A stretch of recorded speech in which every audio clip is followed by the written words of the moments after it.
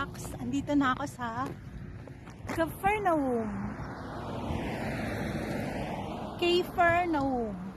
So, ayan, yung way nila. Galing ako sa Tiberias. Nagbus ako. Yung feeling ko, kasi first time ko dito sa country na to, natatakot ako. Lalo na ngayon dito, ako lang mag-isa. So kahapon natatakot ako dahil hindi ngayon lang ako natatakot. Kasi kahapon naiinis ako kasi nasan yung mga tourists? Ako lang yung nag-solo travel. Akala ko ba maraming solo female traveler. Pero hindi na ako natatakot masyado kasi nakakabisado ko na yung mga bus at saka yung RabCab ko may laman naman. So RabCab lang naman ang kailangan. Andito yung RabCab. So yun ang in my 4th day na nakakabisado ko na yung mga yung tungkol sa pagsakay-sakay. So yun, hindi na ako natatakot. Andito lang pala siya. So gusto ko sanang pumunta ng Tabga. Gusto ko sana. Tatry ko yung pabalik.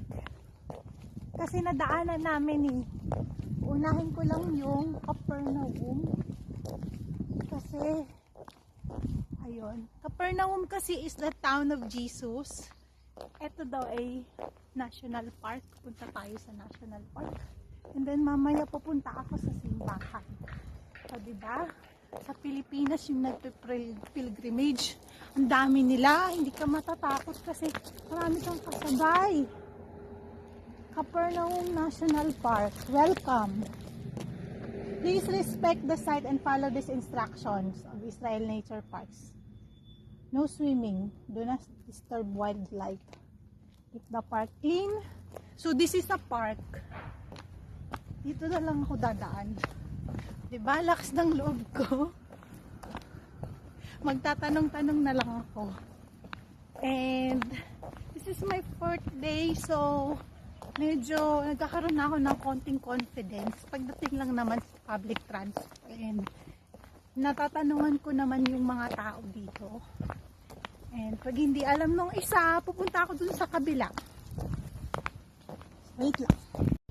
So this is the bus parking slots, and now we're going there na. And this is Capernaum. So ang nagpapatanggal sa akin ng fear is my prayers. Ayan, the gospel trail. He withdrew to Galilee. He left Nazareth and made his home in Capernaum by the lake, in the territory of Zebulun and Naphtali. Ayan. So dito, ang town of Jesus. And Capernaum National Park. The national park stretches to a length of 5.2 kilometer shoreline. From Amur Bay to Tel Kanarut, the park includes a variety of sites such as antiquities, religious sites, traditions, and nature lagoons, Cove Springs. So, do not climb on the roof. Farewell. Dito ba ako dadaan sa kabila? Capernaum, welcome to National. So, dito ako bababa. We just pray. I pray a lot. Pray a lot when I'm scared. So that's my weapon. My weapons are my prayers to Jesus and my faith in God and the blood of Jesus. So they have a little bit of this, and it's a beautiful one. Meron ng tao. May tao na. David's Restaurant, Harp.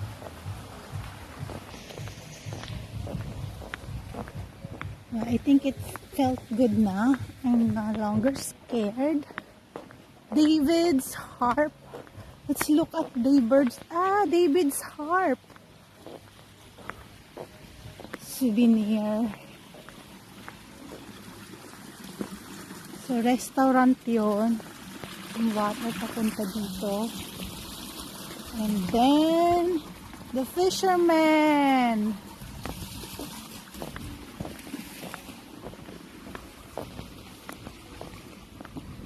This one is, excuse me, Mount of the Beatitudes.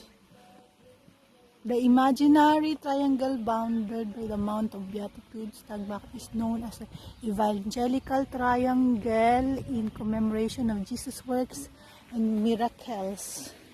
So, ang gusto ko sa Capernaum kasi sabi daw sa Bible, yun daw yung town na kung saan nag-preach si Jesus. So, I'm not going far. I'm not going there now. So, hanapin ko na lang yung church because I will pray there. Okay, thank you. So, lumabas na ako. May natanungan ako doon yung staff ng souvenir store. And mag-isa lang din siya doon. You can see, hindi naman siya natatakot. Tanong ako kung saan yung church. Kasi pupunta ako doon. Ayun. Yung another direction. So, balik tayo doon. Kasi ito, national park ito. Yung pupuntahan ko is church. Ito na ako ng olive tree. Linkin ko saan chocolate ni ate kaya kanakan. Olive. Kainin nga natin to. This is an olive tree. Mapait to eh.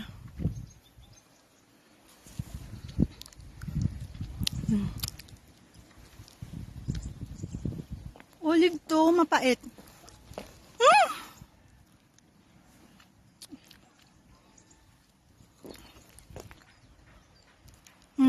Wala na.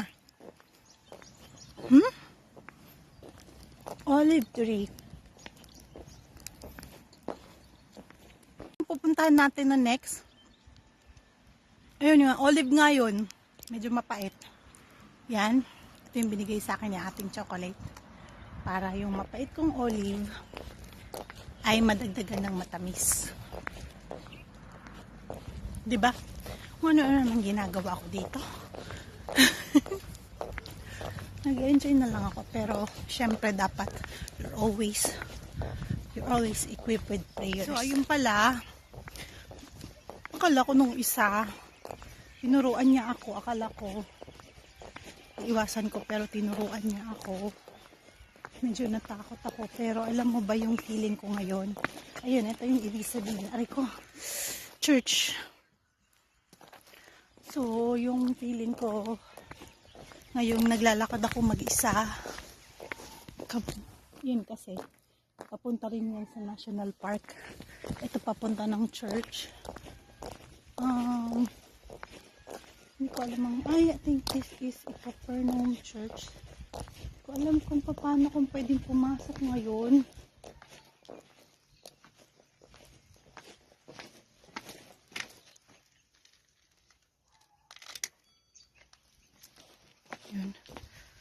Yun, meron dyan pink church. So, yung kaninang naglalakad ako mag-isa. So, nagpipray ako na sabi ko, nasan ka Lord? Tapos, yung alam mo yun, yung dapat meron kang alam sa buhay mo. Because Jesus is the way, truth, and life. We must know the way, truth, and life. And how to protect ourselves. Para ikaw ay maging safe.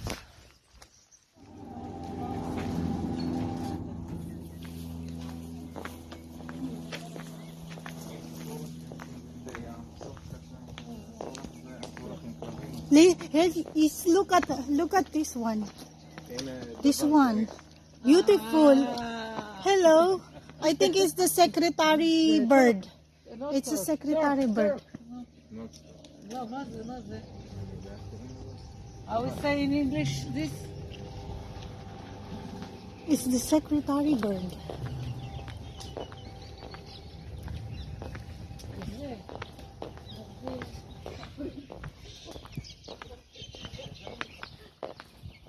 Success!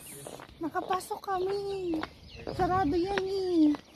Wala akong kasama mga tourist, so hindi kaya talaga maganda na solo traveler ka sa mga ganito kasi yung distance and katulad yan. Pero meron din na okay sa akin.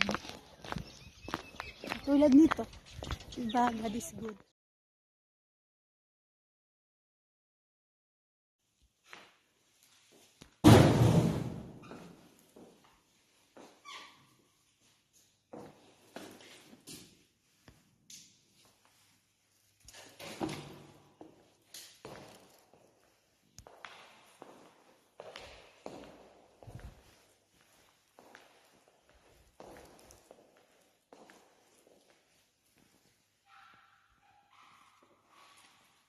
This is the pink church.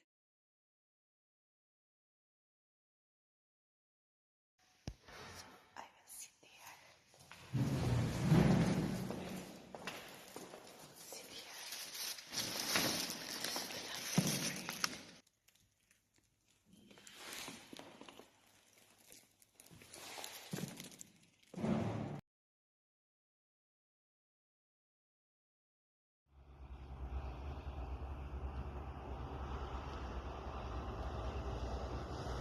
Ay!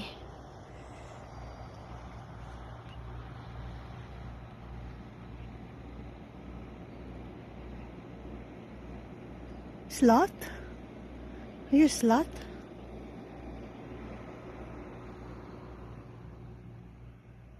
Come! Come here!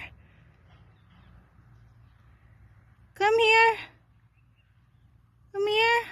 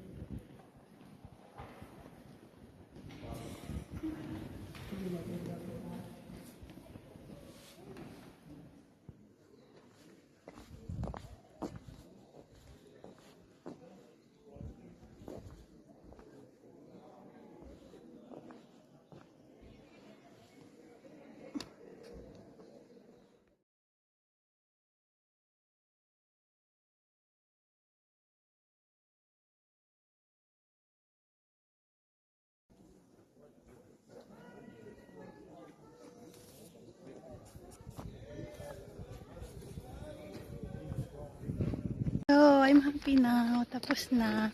And the tours, the travelers, the tourists and their groups are there.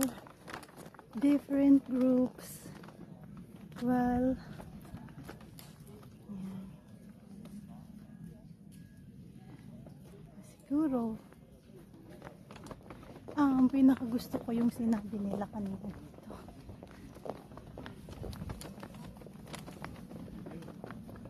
Dito yung ito meron dyan ganyan parang temple above their house, so it's trying to say that all yung panahon nila they make a temple out of their house, mobile temple for Christ.